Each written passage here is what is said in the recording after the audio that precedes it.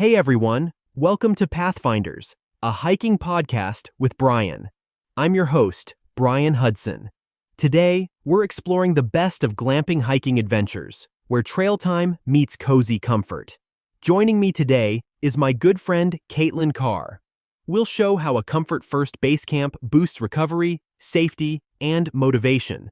We will also compare yurts, domes, cabins, and airstreams, share booking intel and gear, and finish with a simple rule you can use tonight. Caitlin, thanks for being here. Welcome. Thanks for the warm welcome, Brian. For hikers, glamping isn't about dodging the outdoors. It's about creating a comfort-first base camp that supports bigger, safer mileage. Think insulated yurts, safari tents with real mattresses, heated domes, small cabins, or a vintage airstream. Structures that cut setup time and boost sleep quality. Better sleep means better decision-making, improved balance, and quicker recovery between day hikes. You still pack your proven footwear, layers, and safety kit, but you stage the luxury items at camp, like slippers, a foam roller, brighter lanterns, and a legit camp chair. The result is more motivation in the morning and a calmer nervous system at night. I like that framing, Caitlin. Performance through comfort. In practice, glamping serves two groups. First, beginners who want immersion without hauling and mastering every camp system. Second, experienced hikers who prefer spending energy on miles, not wet tent logistics. A stable base camp streamlines charging, drying layers, and map prep so day packs stay light. It also invites multi-generational trips. Grandparents sleep well while teens chase summits. That reliability often turns a one-off getaway into a repeatable routine you can schedule each season. Exactly. The base camp model also accelerates skill building. New hikers can practice navigation, pacing, and fueling on day hikes without the cognitive load of camp setup. Veterans can stack objectives, say, a mellow ridge walk on arrival day, a big alpine push next, then a recovery loop, because sleep and hot meals are guaranteed. It's efficient in shoulder seasons too. If a storm rolls in, you've got 4 walls, heat, and a dry place to reorganize. That stability reduces risk and keeps morale high, which matters when you're with the kids, managing old injuries, or tackling early start times. Caitlin, let's talk destinations. When we help people pick a spot, we look for trail density and variety within a short drive, ideally multiple trailheads spanning easy to strenuous. Then we check crowd levels, permits, and whether access roads are paved, graded, or require high clearance. Seasonality is huge. Snowpack, monsoon, wildfire smoke, mud seasons. Water matters too. On-site potable water simplifies life, but if not, plan jugs and treatment for day hikes.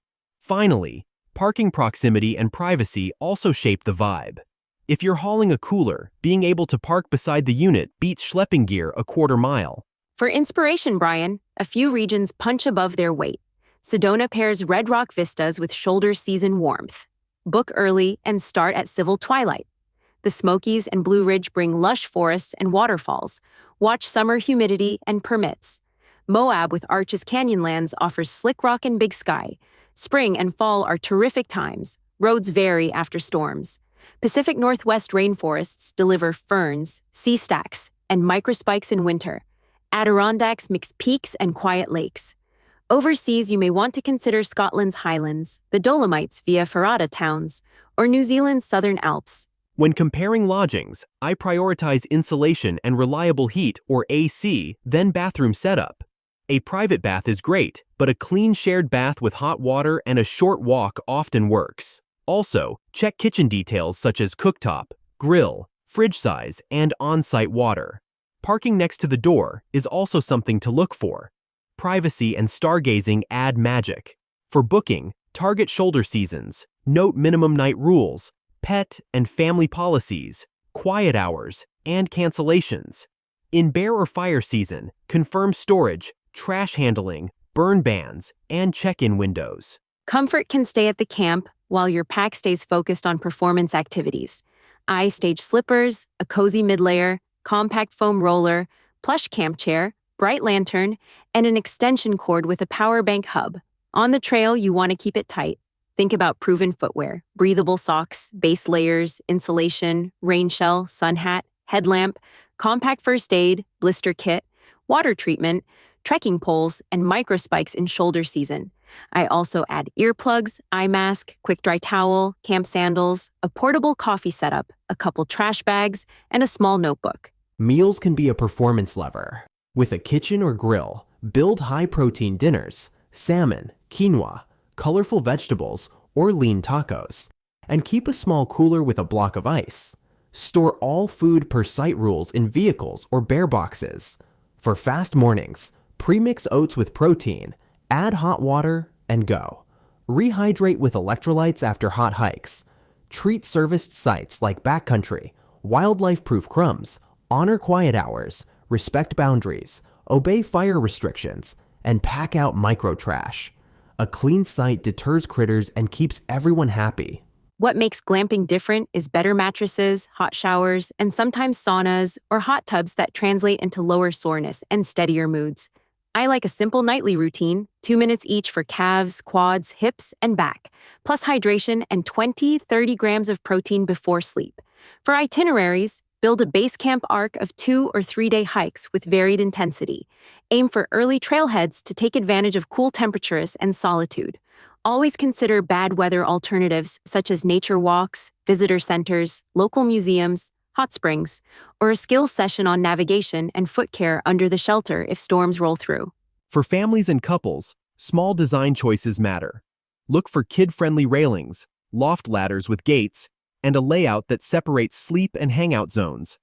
Nearby short trails or nature play areas buy you time to cook and reset. For romance, privacy, and low-light options elevate stargazing. Bring red headlamps and warm blankets. If you're on a budget, favor weekdays over weekends, pounce on shoulder season discounts, and share larger units with friends. Sometimes you can also bring linens to cut fees. Package deals with local guides or hot springs can add value while keeping your vehicle parked and your schedule efficient. When booking, be sure to ask focused questions. Exact distance and drive time to at least 2 trailheads. Cell service or Wi-Fi reliability for weather checks. Heating and cooling specs, not just asking if a space heater is provided. Potable water source and kitchen restrictions are also important to ask about. Some sites prohibit open flames.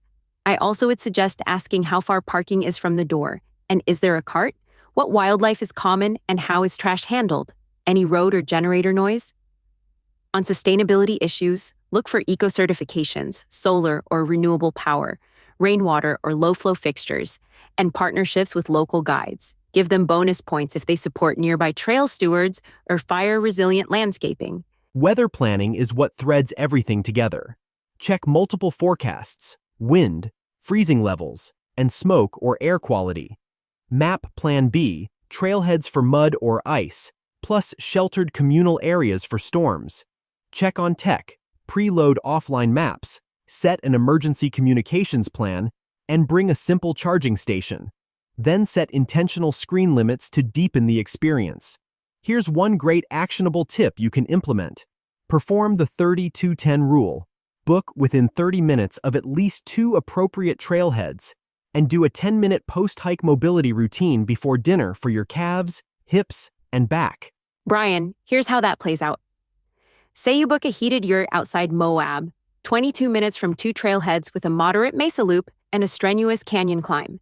Day 1, arrive by mid-afternoon, walk the mesa loop, then do the 10-minute mobility set before grilling dinner. Day 2, pre-dawn start for the canyon climb, stash recovery snacks in the car, and when you're back, take a shower, get some protein and electrolytes. Then 10 minutes calves hips back. If the wind spikes on day 3, pivot to a petroglyph nature walk, coffee in town, and a short skills session under the porch. Same rule, same recovery, and a better mood. Real quick, here are some clarifiers that are often asked. If you are bringing pets, you will want to confirm fees, size limits, leash and crate rules, and nearby dog-friendly trails. Pack a ground cloth and towel so muddy paws don't wreck bedding. You also need to consider bears and other critters. Make sure to never leave coolers or cookware outside, even empty. Lock it up, manage smells, and wipe tables. For safe footing, you may want to consider micro spikes that are for firm snow and ice, not mud, and you may want to carry gaiters for slop. You should also consider what the noise policies are, such as checking when quiet hours are and generator policies so you're not disrupting sleep. Those small checks can reduce any surprises and make trail days smoother and more enjoyable. That's our tour of glamping hiking adventures. Thanks again, Caitlin, for your perspective. We learned today how a comfort-first base camp can sharpen safety, recovery, and pure enjoyment. We also defined glamping for hikers, identified who benefits, from first-timers to seasoned peak chasers, and laid out destination criteria like trail density, permits, seasonality, access roads, and water. We floated a few regional glamping ideas from Sedona and the Smokies to Moab. From the Pacific Northwest, the Adirondacks, and the Highlands to the Dolomites and Southern Alps. Caitlin and I also compared lodging features, decoded booking policies, and built a comfort-to-weight strategy so trail packs stay lean while the camp feels luxurious. We covered a practical gear checklist, nutrition, and leave-no-trace ideas. Finally, we discussed itinerary design, family and couples tweaks, sustainability checks, and weather contingencies. Don't forget the 30-2-10 rule we explained in our discussion today. Remember, proximity to 2 fitting trailheads and a 10-minute mobility routine before dinner. If this helped or inspired you in any way today, please share the episode, rate it, and tag us with your base camp win. Until next time, so long everyone.